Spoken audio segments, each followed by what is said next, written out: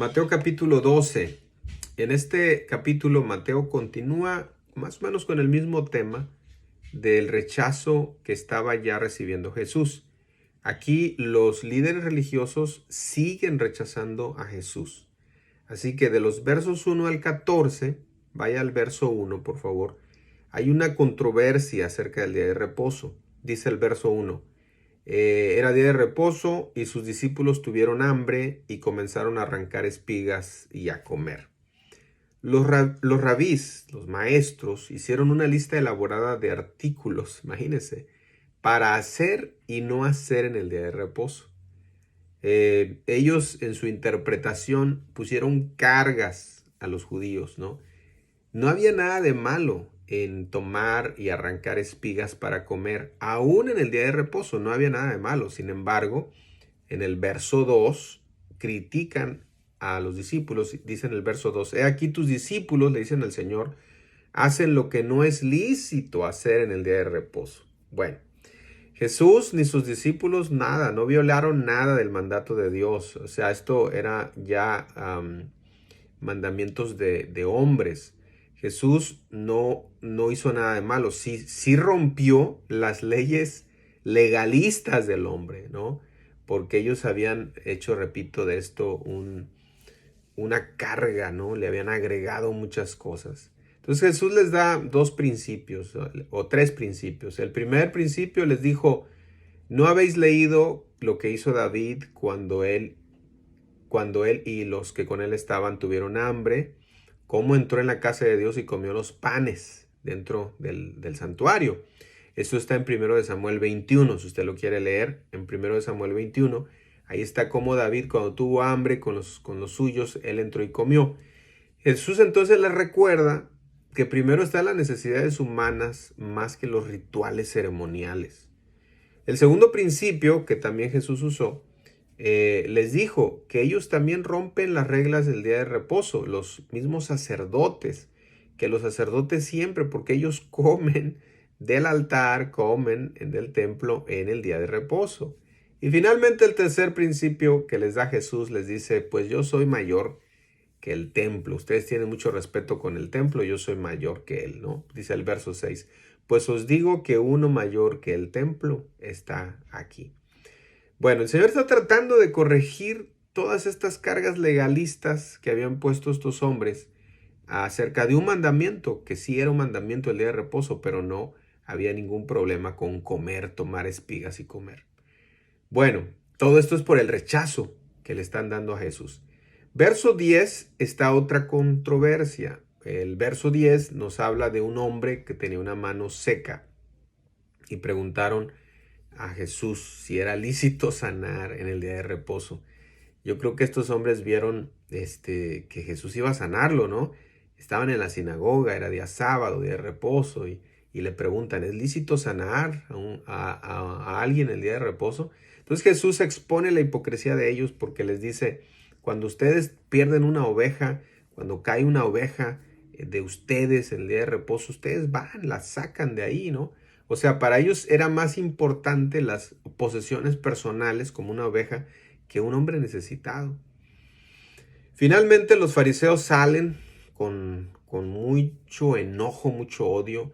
Dice ahí, salidos los fariseos tuvieron consejo contra Jesús para destruirle. Mire, en vez de aprender de la verdad, entender la verdad que el Señor les estaba enseñando, ellos querían matar a Jesús. Bueno, continuamos. De los versos 15 al 21,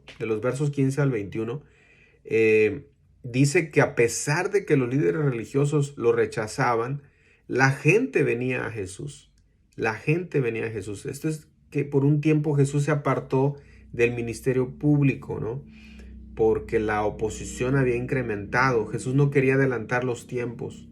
Sin embargo, mucha gente le siguió y ahí viene una profecía que se cumple, ¿no? De los versos 15 al 21. Él sigue siendo el siervo elegido de Dios, aunque fue rechazado.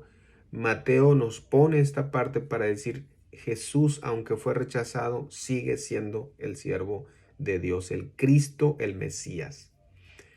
Ahora, ponga atención acá. En el verso 31 hay un texto donde Jesús dice que todo pecado y blasfemia será perdonado a los hombres. Vaya al verso 31, dice, por tanto os digo, todo pecado y blasfemia será perdonado a los hombres, mas la blasfemia contra el Espíritu no le será perdonada.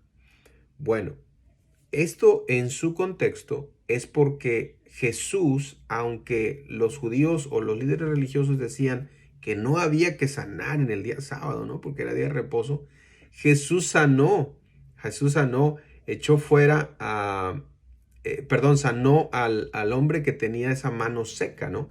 Él lo sana. Y cuando él lo sana, los fariseos decían, este echa fuera a los demonios por Belcebú. Es decir, él tiene al diablo adentro y por el diablo sana, por el diablo echa fuera demonios, por el diablo. Esto es lo que dijeron. Vaya al verso 24. Verso 24, mas los fariseos decían, este no echa fuera a los demonios, sino por Belcebú, príncipe de los demonios. Entonces, ¿cuál es la blasfemia contra el Espíritu Santo que Jesús habló en el verso 31? Escuche esto, la blasfemia contra el Espíritu Santo es atribuirle al diablo una obra del Espíritu Santo. Estos fariseos estaban atribuyendo al diablo las sanidades y los milagros que Jesús hacía. Ahora, esto se pone peor. Cuando una persona atribuye al diablo milagros de Dios, cuando una persona atribuye al diablo conversiones, sanidades, cuando una persona hace esto, está cerrando su corazón al Espíritu Santo. ¿Y quién es el único que puede redarguirnos de pecado? ¿Quién es el único que nos puede llevar a Cristo? ¿Quién es el único que nos puede convencer que necesitamos de Dios? El Espíritu Santo. De otra manera, en otras palabras, si tú cierras tu corazón a Él, atribuyendo al diablo la obra del Espíritu Santo y empiezas a cerrar tu corazón a Él, ya no hay salvación. No hay de qué manera vas a arrepentirte si el arrepentimiento es necesario para el perdón de pecados. Así que Jesús por eso dijo esto. Y de hecho es tan fuerte esto que en el verso 32 dice, no le será perdonado ni en este siglo ni en el venidero. Espero que se haya comprendido. No es que yo diga algo contra el Espíritu Santo. No es que el Espíritu Santo sea más importante que Jesús, no. Es porque la función del Espíritu Santo es llevarnos a Cristo. Y si yo niego la obra del Espíritu Santo, pues ya no hay nadie que me lleve a Cristo. Por eso es una blasfemia. Por eso no será perdonada, porque no hay forma de arrepentirnos. Bueno. Versos del 38 al 42, Mateo nos narra que estos mismos que rechazaban a Jesús ahora le piden una señal. De los versos 38 al 42. Vaya al verso 38. Verso 38 dice, los escribas, los fariseos dijeron, maestro, deseamos ver de ti una señal. ¿Sabe que la gente que rechaza a Cristo es la que más pide señales? La gente que menos quiere convertirse y acercarse a Dios es la que más pide señales. ¿Sí sabía usted eso? Aquí está la prueba. Ellos tenían señales suficientes. Jesús había hecho milagros. Jesús había sus enseñanzas. Tenían suficientes señales. Sin embargo, ellos querían más. Jesús les responde, verso 39. La generación mala y adúltera demanda señal. Fíjense, qué duro, ¿no? Le está diciendo, ustedes son perversos, son malos, son adúlteros. Ustedes están demandando señal. Pero señal no les será dada, sino la señal del profeta Jonás. ¿Cuál es la señal del profeta Jonás? Pues la resurrección de Jesús. Así como Jonás pasó 3 noches en el vientre del pez, así Jesús estaría muerto 3 días, pero al tercer día resucitaría. Esa es la señal, mis hermanos.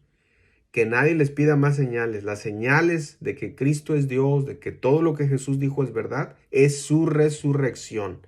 Esa es la señal de nuestro Señor que nuestro Señor Jesucristo es Dios. Finalmente, en el verso de los versos 46 al 50, hay algo muy interesante que pasa, que Mateo nos deja ver. Y es que vienen su madre y sus hermanos a ver a Jesús. Dice el verso 47, y le dijo uno, he aquí tu madre y tus hermanos están afuera y te quieren hablar. Fíjense, hermanos, pónganme atención. Considerando el contexto de que Mateo nos está hablando del rechazo, de la crítica, de haberle atribuido al diablo lo que Jesús estaba haciendo. Al ver el contexto, podemos entender que aquí su madre y sus hermanos de Jesús estaban en contra de Jesús. Venían para hacerlo desistir de su ministerio. Podemos comprender, no estoy diciendo que así sea, pero por el contexto podemos entender que la familia de Jesús no apoyaba a Jesús en el ministerio. También podemos entender que no había un privilegio para su mamá y sus hermanos, porque dice el verso 49, y extendiendo su mano hacia sus discípulos, dijo, he aquí mi madre y mis hermanos. Así que la familia de Jesús no tenía privilegios especiales, ni siquiera su madre. María, la madre de Jesús, no tenía ningún favor especial con Jesús. Ahí está la prueba. Vino su mamá y sus discípulos. Jesús dijo, esta es mi familia, el que hace la voluntad de mi Padre. Siga leyendo ahí. Dice, el que hace la voluntad, él es mi Padre, Él es mi madre, Él es mis hermanos. La Iglesia Católica Romana ha hecho de María otra diosa. No es María la de la Biblia la que ellos adoran o piden. María la de la Biblia no tenía ninguna injerencia, ningún poder sobre Jesús. Aquí está comprobado. Además está hablando de los hermanos de Jesús. La virginidad de María es hasta que tuvo a Jesús, después tuvo más hijos. Bueno, y el verso 50 termina Mateo a 12, porque todo aquel que hace la voluntad de mi Padre, que está en los cielos, ese es mi hermano y hermana y madre. Wow, qué hermoso, hermano, saber que aquellos que tratamos de hacer la voluntad de Dios, aquellos que tenemos a Cristo en nuestro corazón y le seguimos y le servimos, para Jesús no somos menos. Para Jesús somos como si fuéramos su hermano, su hermana y su madre. Somos su familia. Bueno, este es el resumen del capítulo 12.